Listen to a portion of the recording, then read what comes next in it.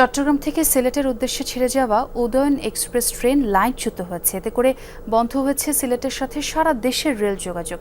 এ বিষয়ে আরও খবরাখবর জানতে চাই সহকর্মী নাবিল হোসেনের কাছ থেকে। নাবিল, এখন কি অবস্থা সেখানে এবং কোনো হতাহত হয়েছে কি?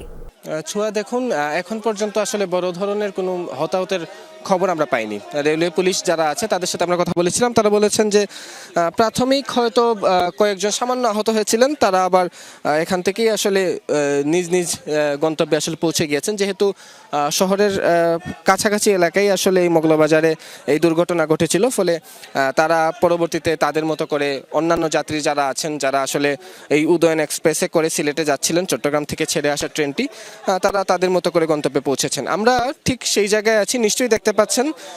আসলে এই ঘটনাটি যেটি ঘটেছে সেটি হচ্ছে এই যে মগলাবাজার এলাকা, সেখানে আসলে রেল মানে ক্রসিং এর একটি বিষয় ছিল, অর্থাৎ সিলেট থেকে ঢাকার উদ্দেশ্যে ছেড়ে যাওয়া যে কালনী এক্সপ্রেস, সেটি আসলে এই মগলাবাজার স্টেশনে এসে আসলে ক্রসিং হওয়ার কথা ছিল। কিন্তু এখানে এই যে উদয়ন এক্সপ্রেস, যেটি আসলে দুর্ঘটনায় কবলিত হয়েছে, সেটিকে থামার আসলে সংকেত দিলেও সেই ট্রেনটি থামেনি, যার কারণে সেটি লাইনচ্যুত হয়ে এই দুর্ঘটনার কবলে পড়ে। এবং এটির যে ইঞ্জিন সহ মূলত 4টি বগি, সেই বগিগুলো আসলে এখানে লাইনচ্যুত হয় এবং এই লাইনচ্যুত হওয়ার পরেই সারা দেশের সাথে সিলেটের যে রেল যোগাযোগ সেটি আসলে এক প্রকার বন্ধ হয়ে যায়। তবে আমরা দেখেছি যে কিছুক্ষণ আগে যে সকাল 6টা 40 ঢাকার উদ্দেশ্যে যে কালনী এক্সপ্রেস ছেড়ে যাওয়ার কথা, সেটি হয়তো এখন থেকে আসলে আরও 2 মিনিট আগে সিলেট থেকে সেটি ছেড়ে গেছে। অর্থাৎ যে এই যে মগলাবাজার স্টেশনের কাছে এসে যেই কালনী এক্সপ্রেস থেমে গিয়েছিল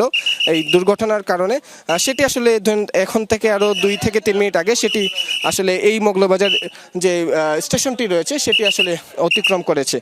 ফলে বলা যায় যে আসলে হয়তো খুব বেশি সময় হয়তো লাগবে না। তবে এই যে দুর্ঘটনা কবলিত যে ট্রেনটি, সেটি উদ্ধার করা না পর্যন্ত আসলে এই যে লাইনটি রয়েছে ট্রেনের, সেটি আসলে তখন পর্যন্ত আসলে ক্লিয়ার হবে না। ফলে কিছুটা দুর্ভোগে পড়তে হবে তাদের। তবে যারা রেলওয়ের দায়িত্বপ্রাপ্ত কর্মকর্তারা আছেন, তারা আমাদেরকে যেটি বলেছেন যে উদ্ধারকারী যে ট্রেনটি সেটি ইতিমধ্যে রওনা দিয়েছে, সেটি ইতিমধ্যে পৌঁছে যাবে। সেটি পৌঁছার সাথে সাথেই এই যে দুর্ঘটনা কবলিত যে বগিগুলো রয়েছে সেগুলোকে উদ্ধার করা হবে এবং সাথে যত দ্রুত সম্ভব এই যে রেল সংযোগ সেটি যাতে আবার চালু হয় সেই ব্যবস্থা করা হবে। ছোঁয়া। জি নাবিল, অনেক ধন্যবাদ আপনাকে।